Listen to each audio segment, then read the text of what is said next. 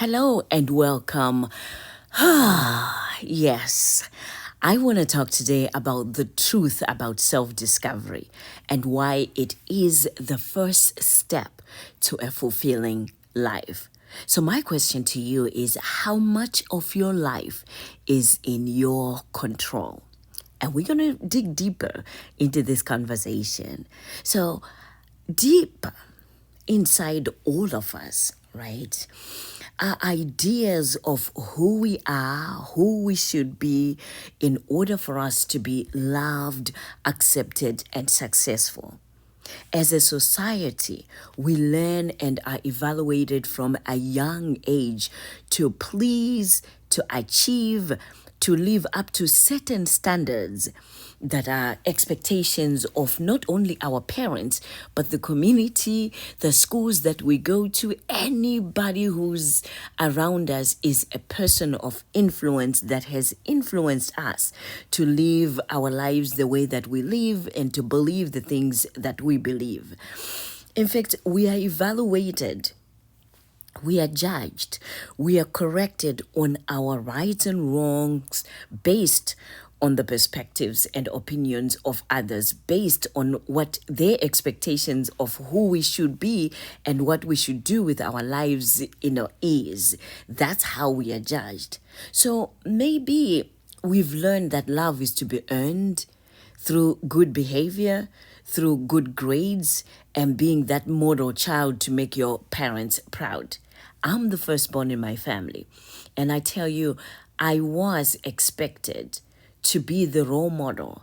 I was expected to look back and make sure that everything that I do and say is a good reflection of the family name, as well as, it's a good reflection to my siblings and younger ones. So that was the firstborn expectation that I grew up with. So sometimes maybe we think that our physical attractiveness is our greatest, attribute that we have, because then the attention that we receive makes us feel like someone that is worthy of affection. That's an attribute that, some people might have. But the truth is, they're all masks that we are using to protect ourselves from our weaknesses, from the things that we might not have discovered about ourselves, because then we are masking everything. Maybe it's also a way for us to deal with different people in different situations, which sometimes is not wrong, but many times it is not the best way for us to function, because then it's hard to be putting on a different front every time that you're with different people or in a different situation. That's not something that could be healthy in the long run. But parents, teachers, siblings, and society are constantly evaluating whether we are acceptable or not. And whether we listen to that or not, it does shape, who we are.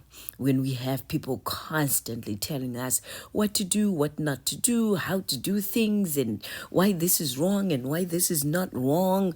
So we grow up turning away from some of who we truly are, our core beliefs, because somewhere along the line, we were conditioned to believe that we were wrong, or we are wrong, or that's not the correct way of living, or that's not the right way of doing things. So when you reflect on your life, are you living according to your own desires, or do you feel the pressure to live up to the expectations of family, peers, or even society? That's the deepest question that we have to ask ourselves, and that's what I would encourage you to reflect on.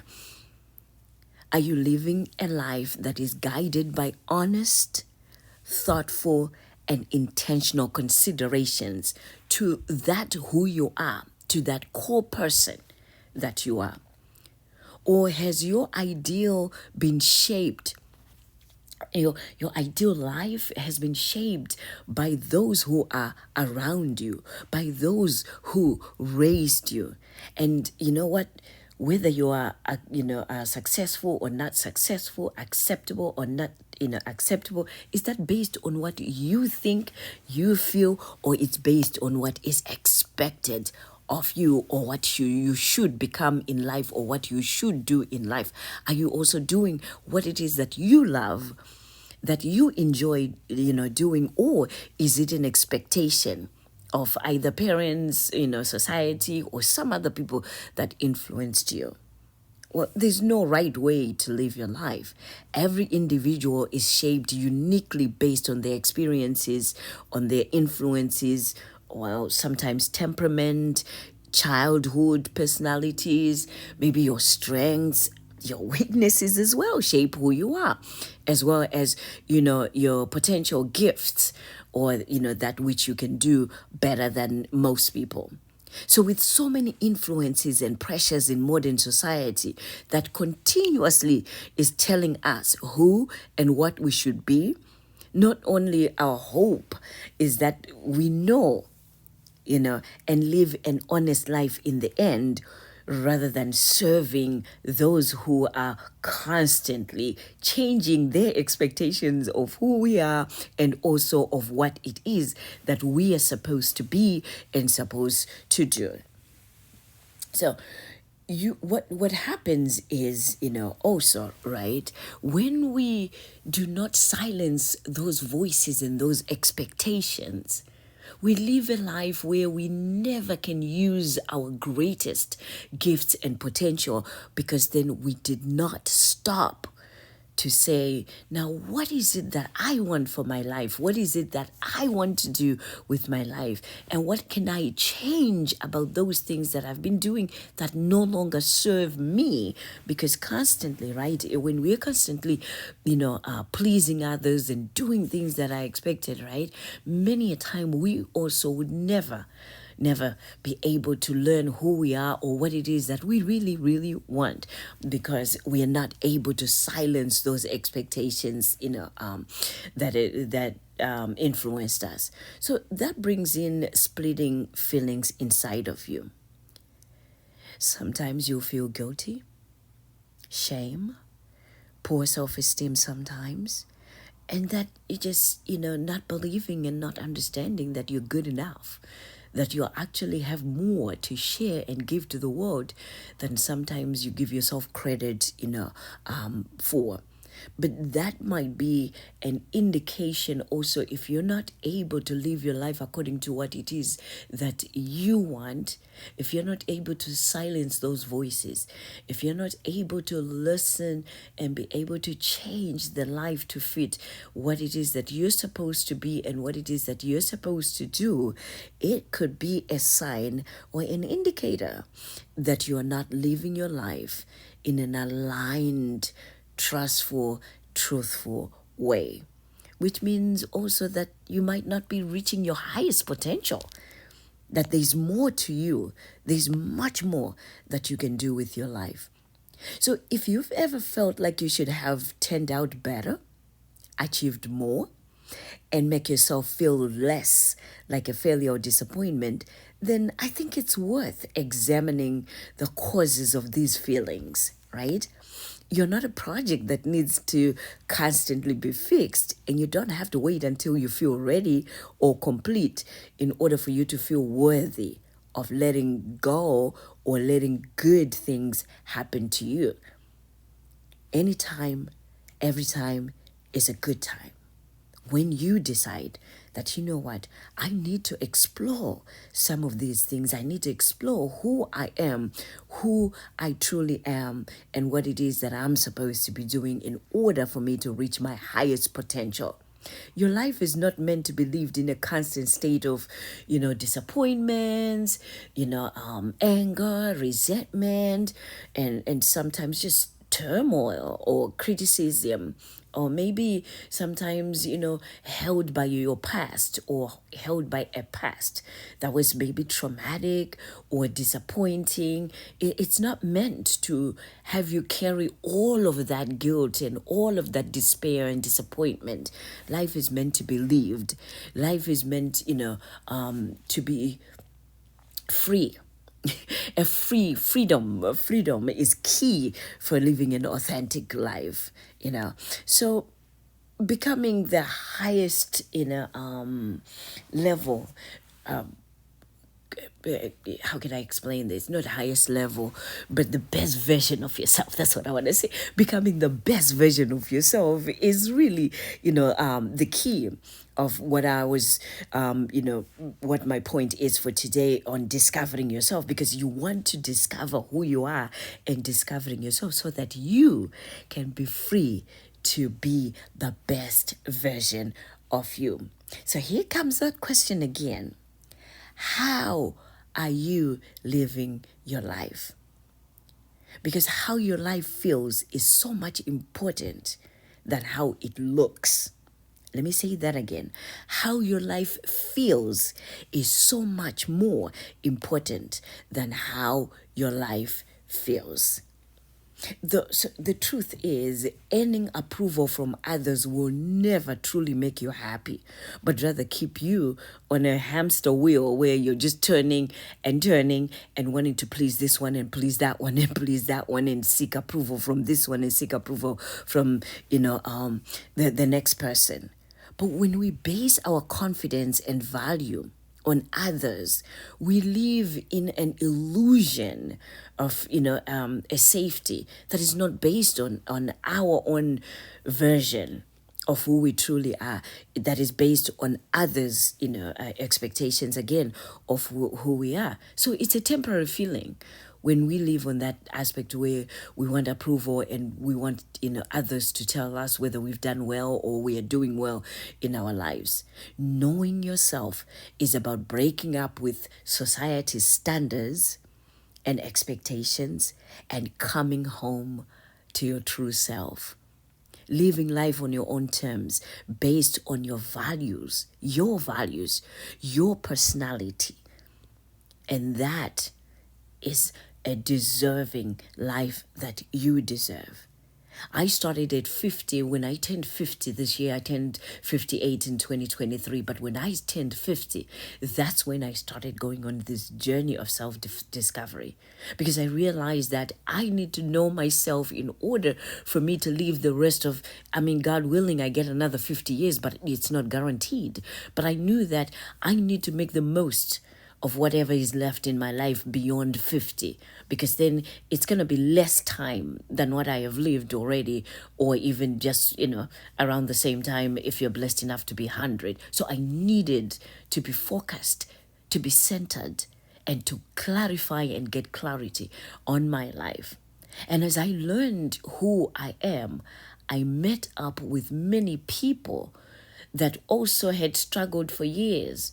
And now my thing is, no one should ever wait until you're 50 for you to really have a reflection on your life.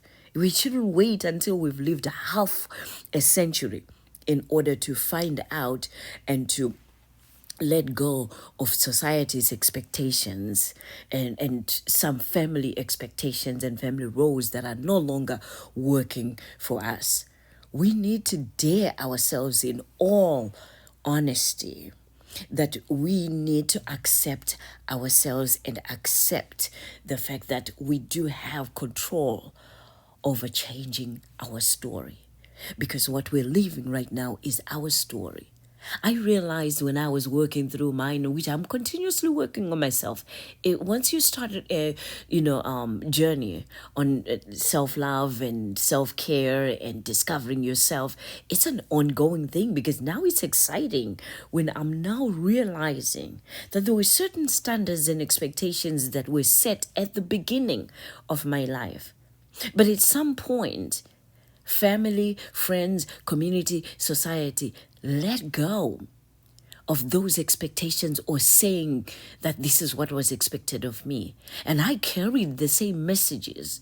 And now the push, the pull, and the burden was now on me. It's now me that has been putting all those, expectations on myself.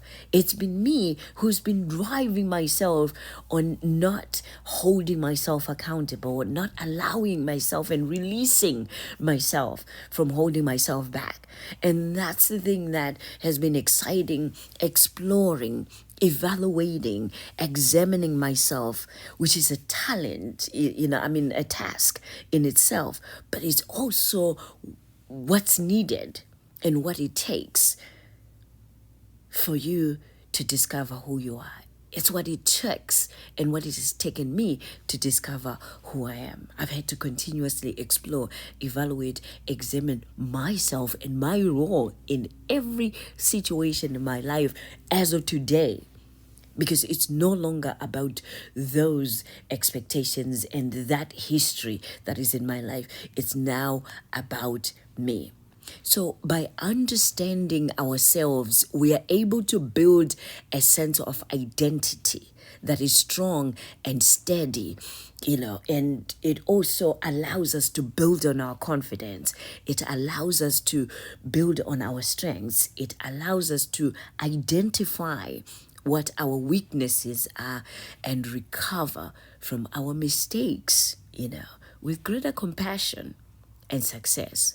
Did you know that it's so hard for us to be compassionate towards ourselves, and yet it is so easy for us to be compassionate towards others and, forgive others and go easy on others. But it's difficult for us to let go and release ourselves from, deep expectations per se, where we expect ourselves to be better, to do more, and to be a certain way.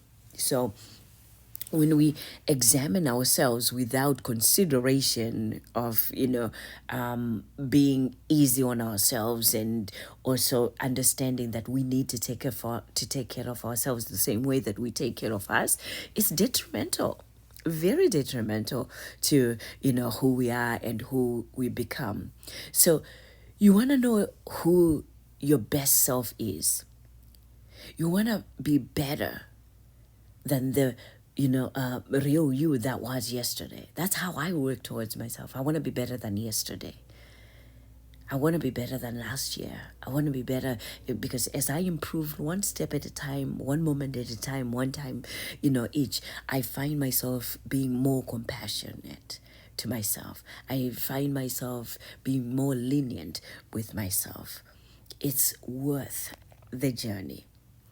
So if you feel ready to dive deeper, into your own self-discovery, I have openings that I'm opening up for individual. I haven't been having any openings at all for individual coaching in a while. But for this self-discovery, journey, I'm opening up some slots that what I want you to do is email me at DrStem14@gmail.com, DrStem14@gmail.com, or you can visit my website and be able to join me over there, or just request that we do a discovery call where we can talk for at least 15 minutes about where you are and what your expectations and where your journey where you want to take your journey right now in your life. My website that you can visit is www.drstemy.com, DrSTEMMIE.com. I look forward to hearing from you.